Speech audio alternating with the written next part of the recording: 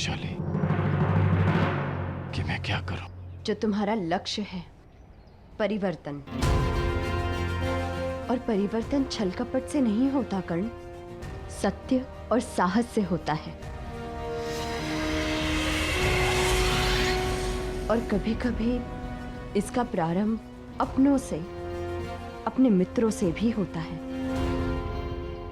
और यदि तुम्हें लगता है कि तुम्हारा मित्र कोई अनुचित कार्य कर रहा है, तो तुम्हारा धर्म है उसे रोकना, क्योंकि यही परिवर्तन की मांग है।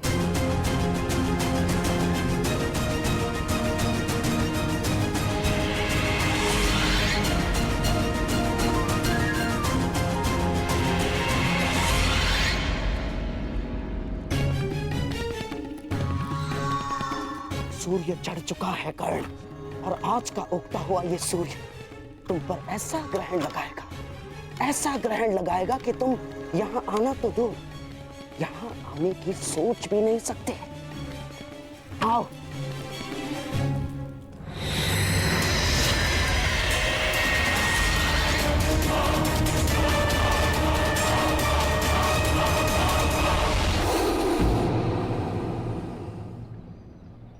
क्या हुआ? वो पुष्प देखो कर्ण, देखो उसे। जिस भांति ये कांटों के बीच रहकर भी सुगंध देते हैं, उसी भांति तुम्हें बुरे लोगों के साथ रहते हुए भी सत्य की सुगंध फैलानी है। प्रयास करने होंगे।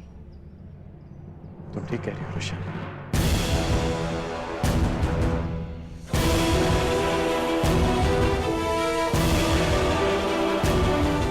तो अब तुम क्या करोगे?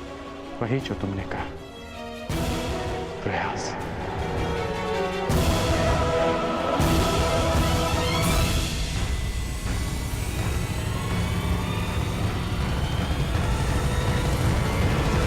तो अब तुम क्या करोगे? वही जो तुमने कहा, प्रयास, परिवर्तन का, सत्य की विजय का।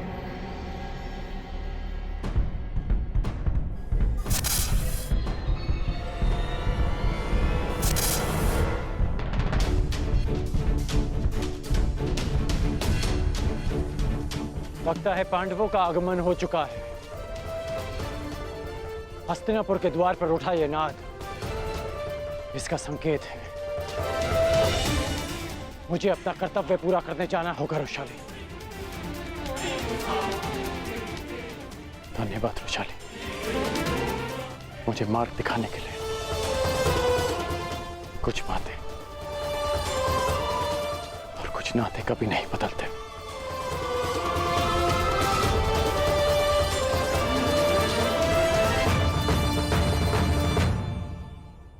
और कुछ बदल जाते हैं कर्ण।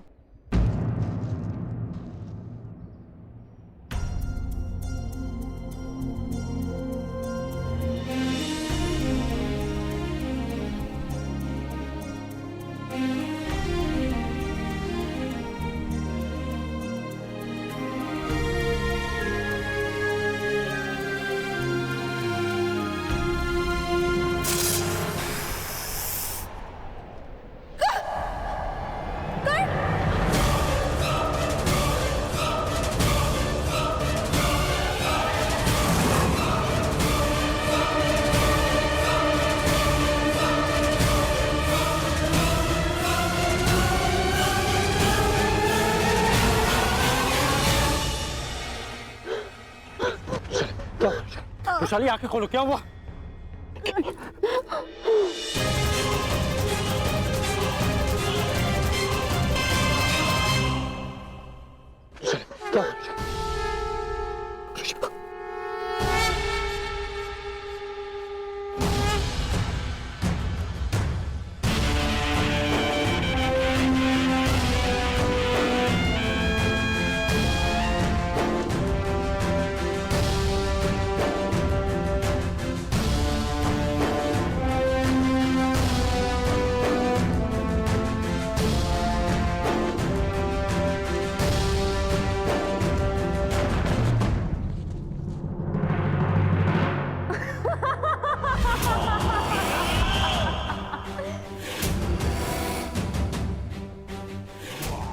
का पुत्र अंत।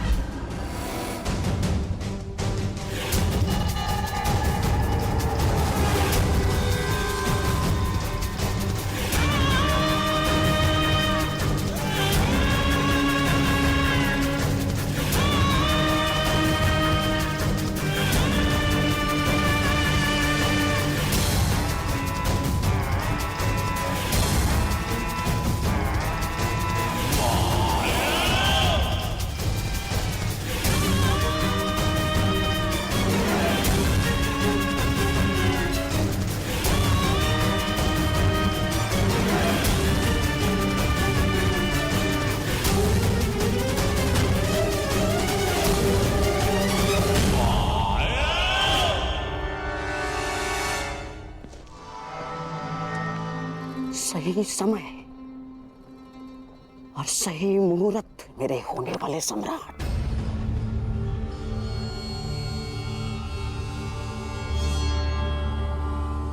मेरे पास पासे और इस पांचाली के पास कोई ढाल नहीं।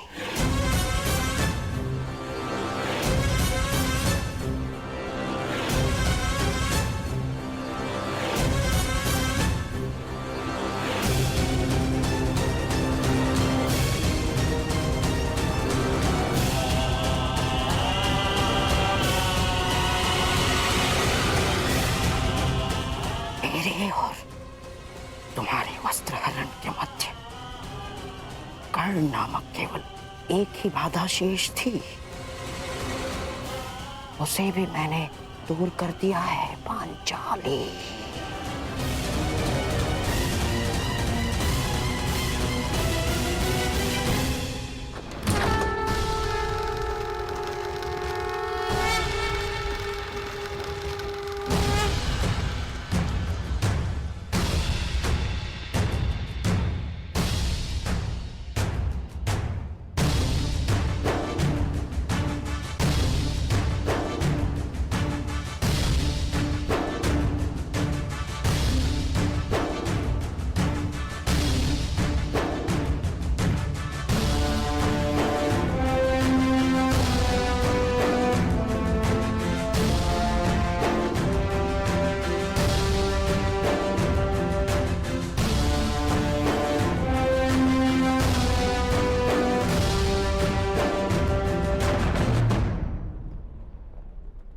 स्वागत है तुम सबका।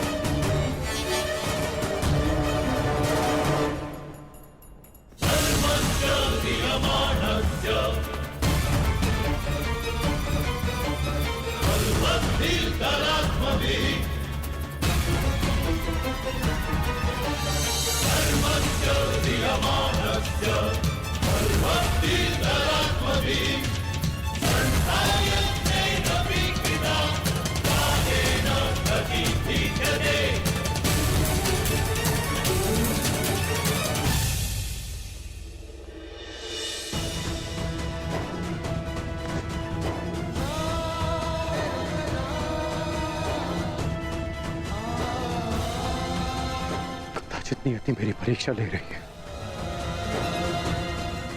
या तुम और वहां पांडव, मगर मैं इस परीक्षा में खरा उतरूंगा।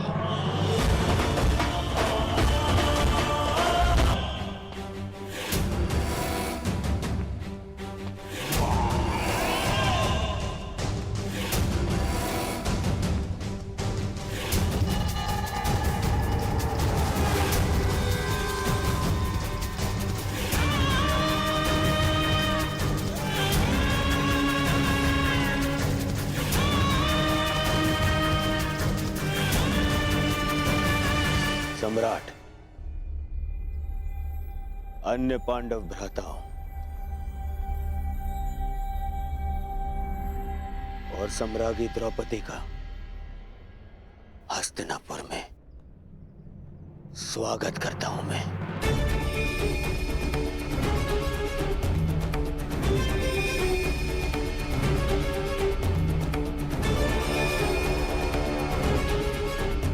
इंद्रप्रस्थ में आपने स्मरणीय आतिथ्य किया। मेरा प्रयास रहेगा कि हस्तिनापुर का आपका ये प्रवास भी आपके लिए स्मरणीय हो।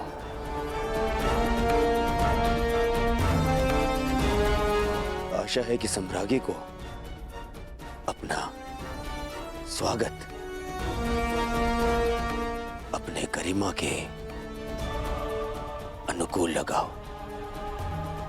यद्यपि ये माया महल नहीं है, परंतु सचेत रहिएगा, हर महल का अपना एक माया जाल होता है। वो जाल यहां भी हो सकता है।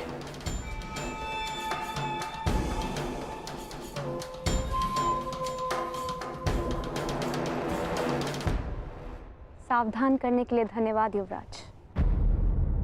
मकड़ियों की तो प्रवृत्ति ही होती है जाल बुनना,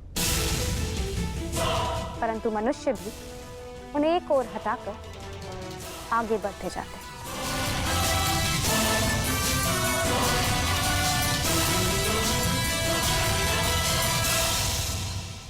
इतना गर्व,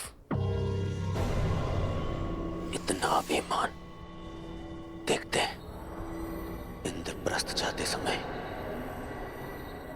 कितना गर्व और कितना अभिमान लेकर जाएंगे आप।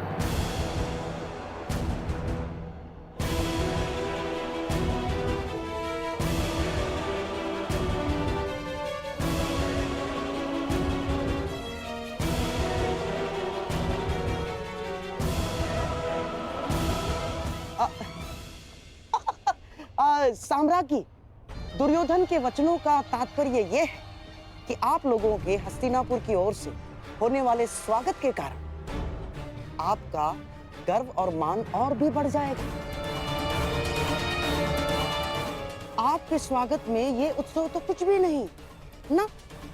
भीतर चलिए, आश्चर्यचकित रह जाएंगे सारे के सारे। आइए आइए।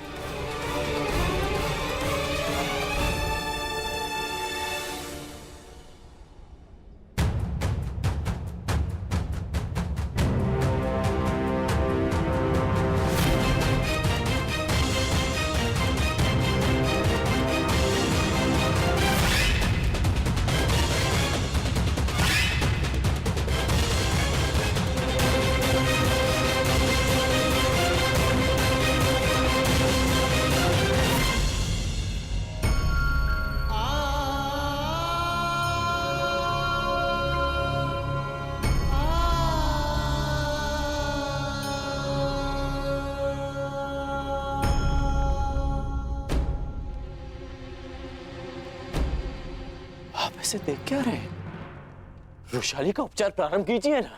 उपचार लक्षण देखकर किया जाता है कर्ण। इसके लक्षण बता रहे हैं कि इसे किसी साधारण नाग ने नहीं डसा। अर्थात इसे किसी महाविषधर इच्छाधारी नाग ने डसा है, और उसका केवल एक ही उपचार है, और वो उपचार ये है कि वो नाग स्वयं आकर वृषाली के रक्त से अपना विष लौटा ले।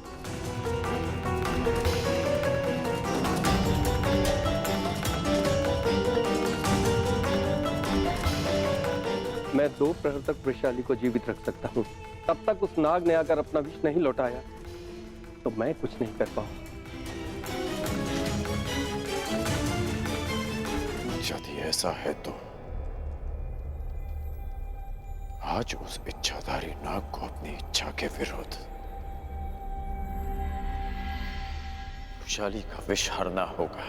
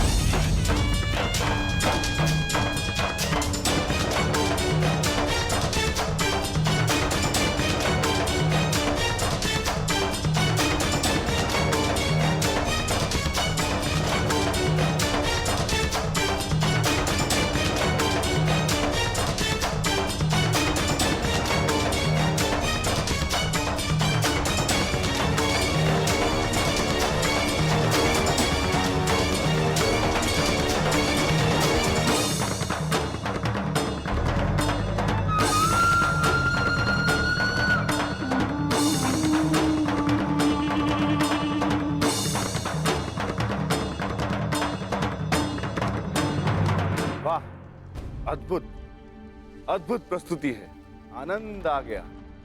भीम, आनंद आ रहा है ना? अभी तो बहुत आनंद आना शेष है। अगली प्रस्तुति जो तुम्हारे समक्ष होगी उसे जीवन भर नहीं भूल पाओगे तुम। हाँ?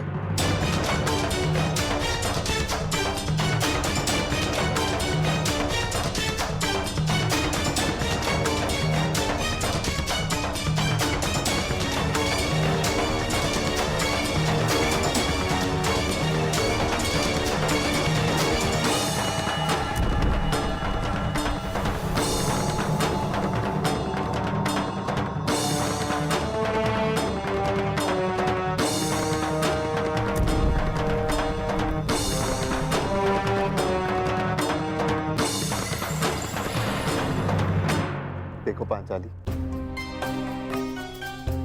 आचार्य द्रोण भी यहाँ पधारे। सब कुछ कितना आनंददायी और मंगल में प्रतीत हो रहा है। तुम व्यर्थ में चिंतित हो रही। हस्तिनापुर हमारा घर है। आचार्य द्रोण, विदुर काका श्री और पितामह के रहते कुछ भी अनुचित नहीं होगा।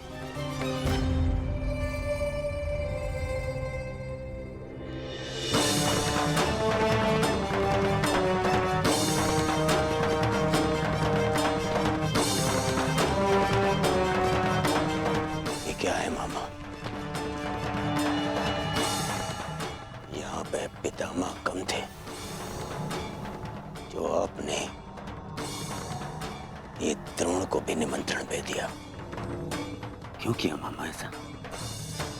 क्या करूं मेरे होने वाले सम्राट?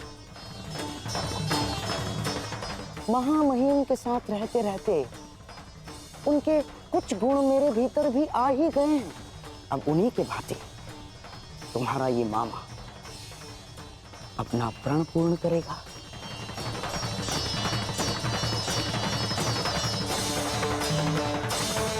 कुलवधु पांचाली का अपमान सारे कुल के समक्ष होगा। जितने भी पुण्यात्मा पांडवों के साथ रहे हैं आज तक, वो सब पांडवों का अपमान देखेंगे। और जिसने भी पांचाली के सर पर आशीर्वाद का हाथ रखा है, वो सारे हाथ बांधे खड़े रहेंगे और द्रौपदी का वस्त्र हरण देखेंगे।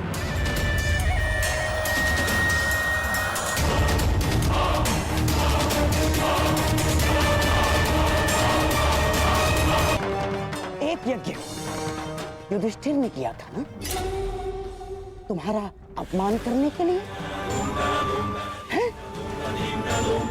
और एक यज्ञ करेगा तुम्हारा मामा, जिसमें हर एक मनुष्य के आत्मसम्मान की आहुति दी जाएगी, जिसने तुम्हारे साथ चाहे अनचाहे बुरा किया। ये द्यूत नहीं है दुर्योधन ना, ये महायज्ञ है तुम्हारे मामा का, जिस यज्ञ को कोई भंग नहीं कर सकता, क्योंकि इसको भंग करने वाला इस पूरी सभा में प्रस्तुत हो ही नहीं सकता।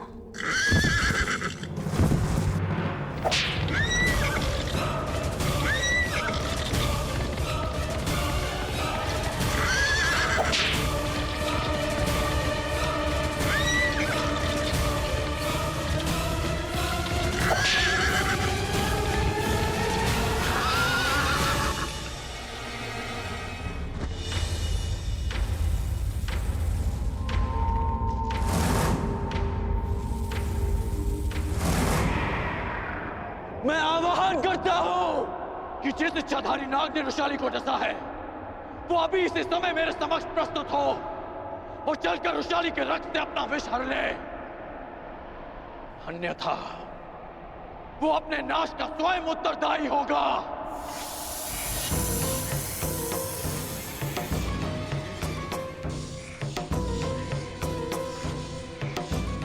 मैं अंतिम चेतावनी दे रहा हूं, अन्यथा स्वयं के साथ साथ वो अपने कुल के नाश का कारण भी स्वयं होगा।